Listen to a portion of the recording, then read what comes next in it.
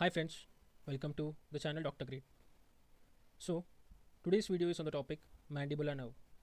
So without wasting any time, let's move to the topic. So the mandibular nerve is the largest division of the trigeminal nerve. So the trigeminal nerve is the fifth cranial nerve which arises from the trigeminal ganglia, and the mandibular nerve is one of the three branches which is the largest division of the trigeminal nerve. It has both sensory and motor fibers. The third is it is derived from the first branchial arc, and the otic ganglion and submandibular ganglion are associated with this nerve. How is it associated? We will be seeing in the upcoming slides. So before going to the video, please subscribe the Dr. Great channel as it shows your support and it motivates me. And if you like the video, do like it and share this to others if you find it useful. And if you have any other suggestions or any other ideas, please put it down in the comment sections. As you can see, this is the mandibular nerve. It starts from the trigeminal ganglion. So this is the trigeminal ganglion. This trigeminal ganglion is the ganglion from which the mandibular nerve arises, and the origination of the mandibular nerve is seen in the middle cranial fossa. So this whole part is the middle cranial fossa. The mandibular nerve arises from the trigeminal ganglion through a foramen which is called as the foramen ovale. Now you can see this highlighted portion is the foramen ovale. So from this foramen ovale, the mandibular nerve arises in the form of two roots. Those two roots could be seen from the opening. So you can see this is the mandibular nerve, and there are two roots which I will show you diagrammatically, which will be easy. But just have a look at this overall mandibular nerve. How is it? And what are the structures related to it? Just have a view at it. When you overall look at the mandibular nerve with the mandible, it looks like this. So this is the typical diagram of a mandibular nerve. You can see how the mandibular nerve looks.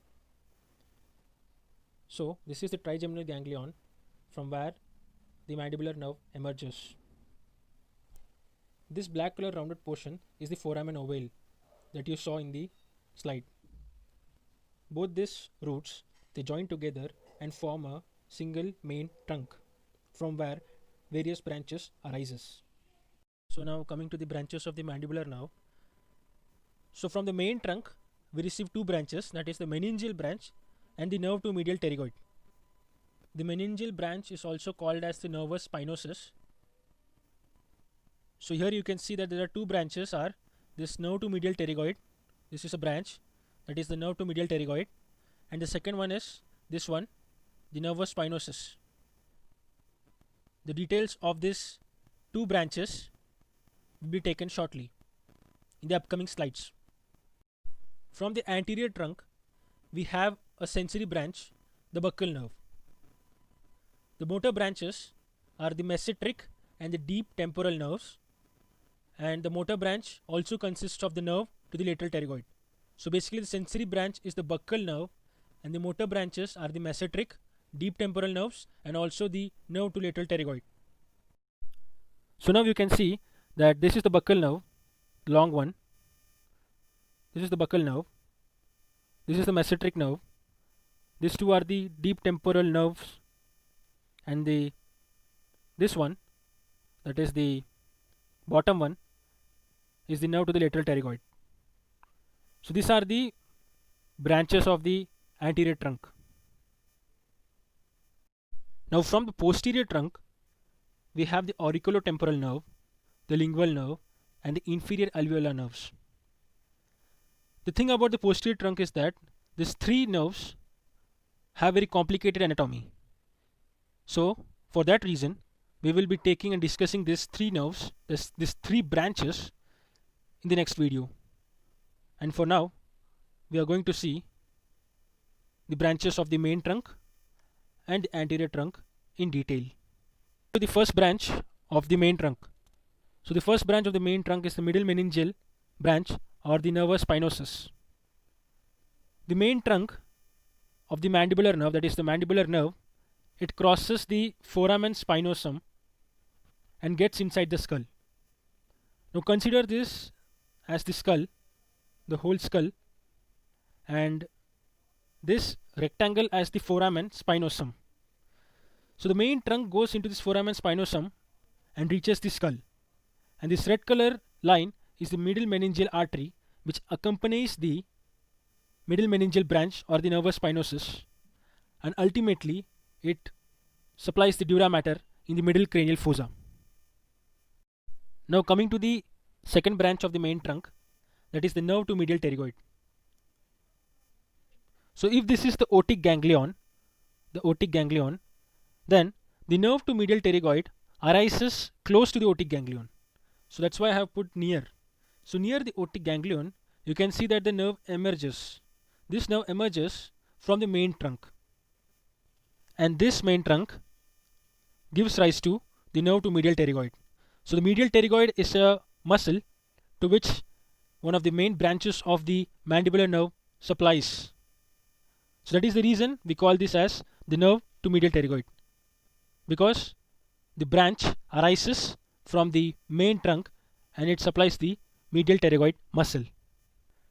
So this nerve to medial pterygoid gives a motor route to the otic ganglion, and this does not relay.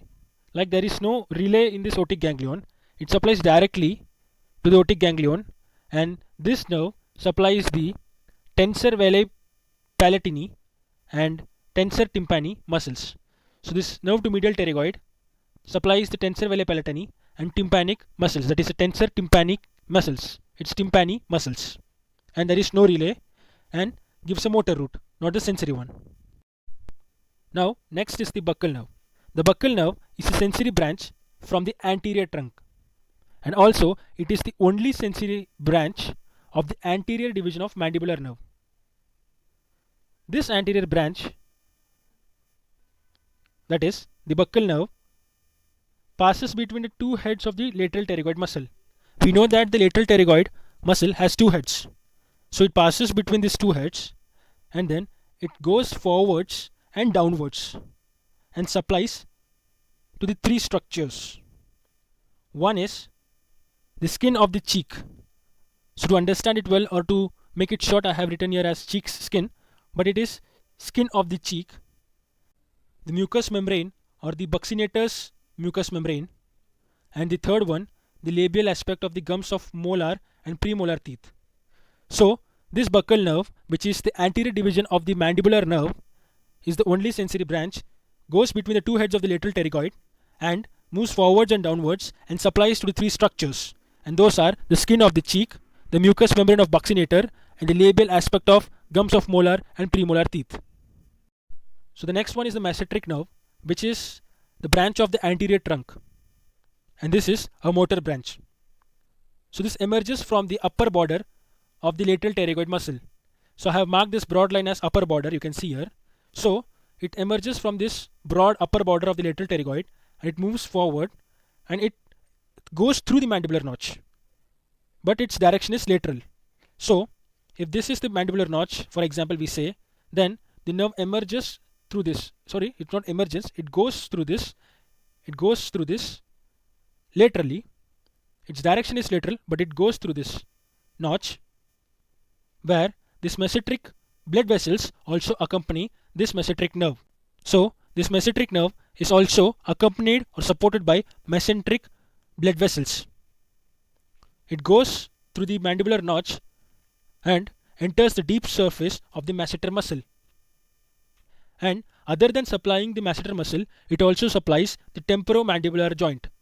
So this gives supply to two structures. One is the masseter muscle in the deep surface, and the second one is the temporomandibular joint. The next one are the deep temporal nerve.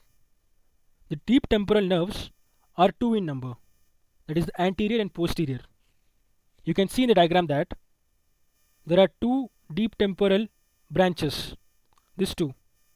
This is the mesenteric one that we saw earlier, and this is the next one, that is the buccal, And this is the next one, that is the nerve 2, lateral pterygoid. This is the masseteric nerve, and these two are the deep temporal nerves. So there are two nerves, that is the anterior and posterior one, as you saw from the diagram. They move between the skull, they pass between the skull and lateral pterygoid muscle, and they supply the deep surface of the temporalis muscle. So basically these two deep temporal nerves, as you can refer from the diagram, that these two nerves, that is the anterior and posterior one, they move between the skull and the lateral pterygoid muscles, and they supply the deep surface of the temporalis muscle.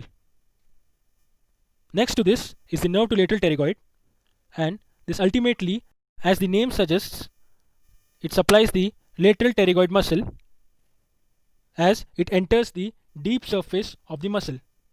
So you can see that this is the deep surface of the muscle. So the nerve to lateral pterygoid supplies the deep surface of the muscle.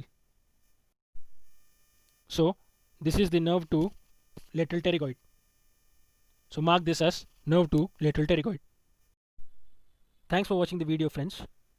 If you like the video, press the like button and subscribe to Dr. Great channel, as it motivates me and shows your support. And if you have any suggestions or any ideas, please share it down in the comment section. I once again thank you a lot.